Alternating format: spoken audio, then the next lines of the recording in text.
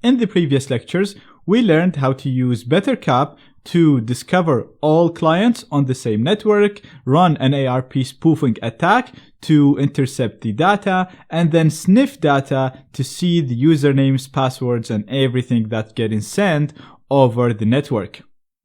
Now, in order to do this, we actually had to run a number of commands. So first of all, we had to do net.probe on to turn on the probe module. We had to set the settings for the ARP spoof module, turn that on, and then turn the sniffing module on. Now, every time you want to do this, every time you want to intercept data and see it on screen, you're going to have to do all of these steps that I showed you in the previous lecture. Or, if you're lazy, like myself, you can use a caplet to do all of that automatically, which is exactly what I want to show you in this lecture. So, what do I mean by a caplet? Well, basically, a caplet is just a text file that contains all of the commands that you want to run. So, I'm going to resize this menu. I'm going to open a text file. And I'm just going to organize this a little bit to make it easier to follow. And I'm going to clear this window here. And I'm going to go to the first command that we had to run in order to do this. So again, scrolling up, the first thing we did was net.probe on. So in my text file here, I'm going to literally type this command, net.probe on. And as we saw, this will automatically start the net.recon module. Again, we enabled both of these modules in order to discover the connected clients and keep automatically discovering any new clients that connect to the network.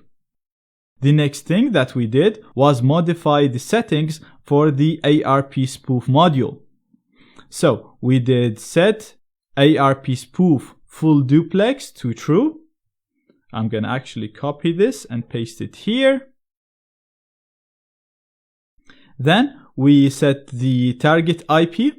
So again, I'm just going to copy this and paste it here. And keep in mind, this is very important. You want to make sure that you change the IP here to the IP of your target all the time.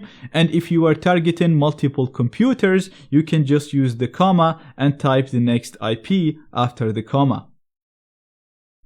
Next, we turned on the ARP spoof module. So again, this is what I'm going to do here. I'm going to do ARP.spoof on. And finally, we also ran the sniffer by doing net.sniff on. So again, I'm just going to type this in here, net.sniff on. So this is actually a nice summary of what we did in the previous lectures. Again, like I said, every time you want to intercept the connections, you're going to have to start Bettercap and run all of these commands manually. You want to start the probe module. You want to enable the full duplex, so you fool or spoof the target and the router. You want to set your target IP, and you want to turn on the spoof and turn on the sniff. So, to make this very easy, instead of having to type this every time we want to run an ARP spoofing attack and intercept data, I put all of this in a text file. I'm going to save this text file. I'm going to put it in my root directory, and I'm going to call it spoof.cap. So I'm going to save this now, and I can close it because we're done with it. And we can go back here. And what I'm actually going to do, I'm going to exit out of this. So I'm going to quit Bettercap, and I'm going to clear the screen. And if I do ls to list all of the files and directories in the current working directory, because right now I am in root. So if I do ls, you can see we have a new file called spoof.cap. And just to confirm, if I go down to my file manager right here, you can see we have a new file again in the root called spoof.cap. And all we want to do is feed this spoof file to Bettercap before we start Bettercap. Now, we don't know how to do this, so we're going to do bettercap --help to see all of the options that we can set with Bettercap. And what we want to do is use the -caplet option right here. So we're going to run Bettercap like we used to do. First of all, we do Bettercap, followed by iFace to specify the interface that is connected to the target network. And in my case, this is ETH0. So far, this is identical to what I've been doing in the previous lectures. The only difference now is we're going to use the -caplet option to specify my caplet file that I just created. So I'm going to do -caplet, followed by the file that I just created, which is called spoof.cap, and that's it. Now, before I hit enter, just to confirm to you, I'm going to go back to my Windows machine, and I'm going to do ARPA just to show you. And as you can see right now, the router's IP right here has this MAC address. So after I run this, it should automatically start all of the modules that I just typed, and it should run an ARP spoofing attack. Therefore, the router's MAC address should change to the MAC address of ETH0 that is connected to Kali right here. So I'm going to hit enter. And as you can see, we actually got an error, and the error saying the caplet spoof could not be found. So I'm suspecting I made a spelling mistake, and I did. As you can see, I actually named the caplet soof, not spoof. So I actually make a lot of mistakes like this. So I'm just going to rename this to spoof, and we're going to go back here. I'm going to exit and run the same command again. And perfect. As you can see, we got no errors at all. If I do help, as you can see, automatically we have the spoof is running. We have the probe, the recon, and the sniff all running as soon as we ran Bettercap. If you remember, the first time we ran it, we only had the stream running, and we had to do everything manually and set the options manually.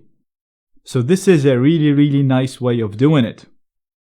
Now, let's confirm that everything is working as expected. So I'm going to go to the Windows machine, and we're going to do ARPA again.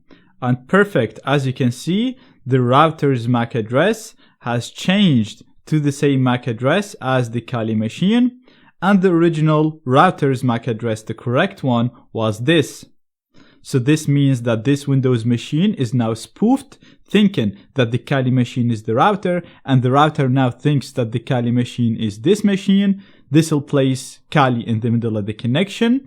And just to confirm this, just real quick, I'm already in VulnWeb. This is the website that we tested the login before.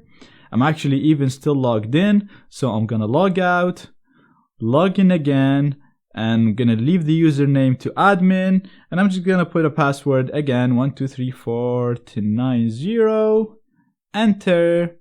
Let's go back, and perfect. As you can see, we wouldn't be able to get this if we were not in the middle of the connection.